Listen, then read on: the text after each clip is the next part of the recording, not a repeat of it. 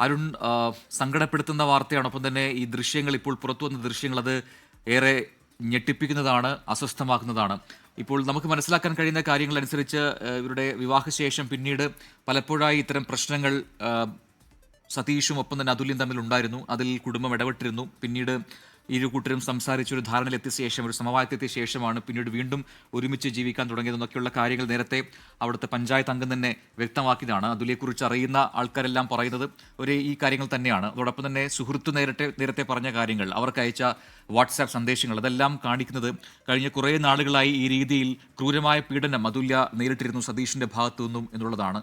അങ്ങനെ ജീവനൊടുക്കി എന്നൊക്കെയുള്ള സംശയങ്ങൾ വരുന്നു. അതിപ്പോൾ അത് തീരുമാനിക്കേണ്ടത് അന്വേഷണത്തിലൂടെയാണ്. അതെന്താണ് സംഭവിച്ചത്, ആത്മഹത്യയാണോ, അല്ല അതിൽ മറ്റെന്തെങ്കിലും ദുരൂഹതകളുണ്ടോ, കൊലപാതകമാണോ എന്നൊക്കെയുള്ള കാര്യങ്ങൾ അന്വേഷിച്ചാൽ മാത്രമേ അത് പുറത്തു വരികയുള്ളൂ. ഇപ്പോൾ കൂടുതൽ ദൃശ്യങ്ങൾ കൂടി നമുക്ക് ലഭിക്കുന്നുണ്ട്. ഈ ഭർത്താവ് സതീഷുമായി സംസാരിക്കുമ്പോഴൊക്കെ അല്ലെങ്കിൽ ഉപദ്രവിക്കുമ്പോഴൊക്കെ അതുല്യ തന്നെ പകർത്തി എന്ന് നമ്മൾ കരുതുന്ന അത്തരം ദൃശ്യങ്ങളൊക്കെ, ആ ദൃശ്യങ്ങളാണ് സുഹൃത്തുക്കൾക്കെല്ലാം അതുല്യ അയച്ചു കൊടുത്തത്.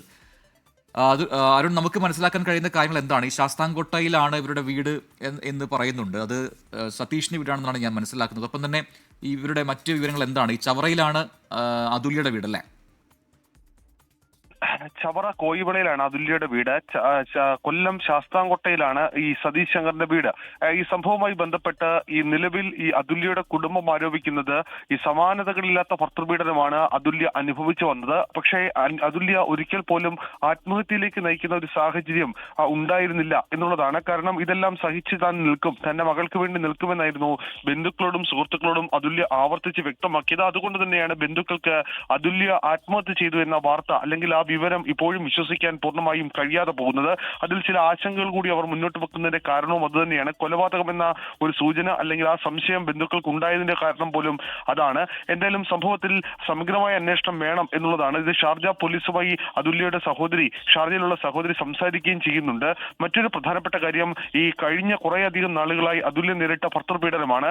അത് ശരീരത്താകമാനം നമുക്ക് ആ പാടുകൾ കാണാം. രക്തം കട്ട പിടിച്ച് കിടക്കുന്ന പാടുകളടക്കം അതുല്യയുടെ ശരീരത്തിലുണ്ട്. അത് അതുല്യ അപ്പോഴെല്ലാം പറഞ്ഞുകൊണ്ടിരുന്നത് താൻ ഇവിടെ തന്നെ ഉറച്ചു നിൽക്കും, മകൾക്ക്, ഏക മകളാണ് ആരാധിക, അവൾക്ക് വേണ്ടിയാണ് താൻ ജീവിക്കുന്നത്, ഇതെല്ലാം സഹിക്കുന്നതും അവൾക്ക് വേണ്ടിയാണ് എന്നുള്ളതാണ്. പക്ഷേ അപ്പോഴെല്ലാം അതുല്യ മകളെ കുറിച്ച് ഓർക്കുന്നതും മകൾക്ക് വേണ്ടി ജീവിക്കുന്നതുമാണ് എല്ലാവർക്കും അറിയാവുന്നത്. പക്ഷേ ജോലിക്ക് വിടാൻ പോലും ഭർത്താവ് തയ്യാറായിരുന്നില്ല.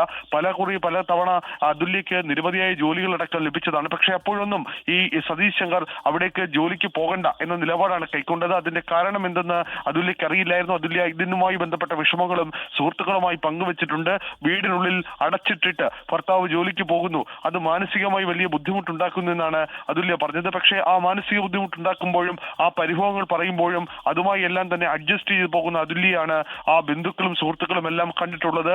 പക്ഷേ ഒരു സുപ്രഭാതത്തിൽ പെട്ടെന്ന് അതുല്യ ആത്മഹത്യ ചെയ്തുവെന്ന് ഭർത്താവ് തന്നെ പറഞ്ഞു വെക്കുമ്പോൾ അതിൽ എന്തൊക്കെയോ ചില ഒളിപ്പിക്കാനുണ്ട്, ചില ദുരൂഹതകളുണ്ട് എന്നുള്ളതാണ്. എന്തായാലും ഇക്കാര്യത്തിൽ സതീഷ് ശങ്കറിന്റെ പ്രതികരണം, സതീഷ് ശങ്കറിന് എന്താണ് പറയാനുള്ളത് എന്നടക്കമുള്ളതാണ് ഷാർജ പോലീസ് ഇപ്പോൾ തേടിക്കൊണ്ടിരിക്കുന്നത്. കാരണം ഈ ആത്മഹത്യയാണെങ്കിൽ സ്വാഭാവികമായും അതിന് തെളിവുകൾ നോക്കുമ്പോൾ അത് മനസ്സിലാകും. പക്ഷേ അത് കൊലപാതകമാണെങ്കിൽ അതിനപ്പുറമുള്ള ചില സാഹചര്യത്തിലൂടെ പോലീസിന് ലഭിക്കേണ്ടതുണ്ട്. ഈ ഫോറൻസിക്കുമായി, ഷാർജ ഫോറൻസിക്കുമായി അടക്കം ബന്ധപ്പെടാൻ അതുല്യയുടെ സഹോദരി ശ്രമിക്കുന്നു എന്നുള്ളതാണ് മനസ്സിലാക്കാൻ കഴിയുന്നത്. ഷാർജ മലയാളി അസോസിയേഷൻ ഇതിനുവേണ്ട സഹായം ചെയ്തു കൊടുത്തിട്ടുണ്ട്. എന്തായാലും അന്വേഷണം ഇക്കാര്യത്തിൽ ഒരു കൊലപാതകമാണോ, ഒരു സൂയിസൈഡ് അല്ല, ഒരു മർഡർ ആണ് എന്ന സംശയം അതുല്യയുടെ ബന്ധുക്കൾ തന്നെ ഇപ്പോൾ ഷാർജ പോലീസിനോട് പങ്കുവച്ചിട്ടുണ്ട്. എന്തായാലും ഇതിൽ വലിയ ആരോപണമാണ് ഇപ്പോൾ അതുല്യയുടെ കുടുംബം ഉന്നയിക്കുന്നത്. പലകുറി ഇതുമായി ബന്ധപ്പെട്ട് ഈ ചർച്ചകൾ നടത്തിയതാണ്. ഈ ചർച്ചകളിലെല്ലാം തന്നെ രമ്യതയിലായി പരിഹരിച്ചാണ് ഒടുവിൽ ഈ സതീഷ് ശങ്കറുമായി അതുല്യ പറഞ്ഞു വിടുന്നത്. അപ്പോഴെല്ലാം മകളെ ഇനി ഉപദ്രവിക്കില്ല, നന്നായി നോക്കിക്കൊള്ളാം എന്ന് സതീഷ് ശങ്കർ ആവർത്തിച്ച് വ്യക്തമാക്കിയിട്ടുണ്ടായിരുന്നു എന്നുള്ളതാണ് അവർ പറയുന്നത്. ആ ഉറപ്പിന് മുകളിലാണ് അതുല്യയെ അവർക്കൊപ്പം പറഞ്ഞു വിട്ടത്. പക്ഷേ കാര്യങ്ങൾ അങ്ങനെയൊന്നുമല്ല നടന്നത്. ജീവിതത്തിൽ അതുല്യ ഇതുവരെ നേരിട്ടത് യാതൊരു തരത്തിലും നമുക്ക് സഹിക്കാൻ കഴിയുന്നതിനപ്പുറമുള്ള പീഡനങ്ങളാണ്, ഗാർഹിക പീഡനങ്ങളാണ്, ഭർത്തൃപീഡനങ്ങളാണ് എന്നുള്ളതാണ് ഈ ദൃശ്യങ്ങൾ അടിവരയിട്ട് ഉറപ്പിക്കുന്നത്. ഒരു സൈക്കോയെ പോലെ ഭർത്താവ് പെരുമാറുന്നു സ്വന്തം ഭാര്യയോടെ.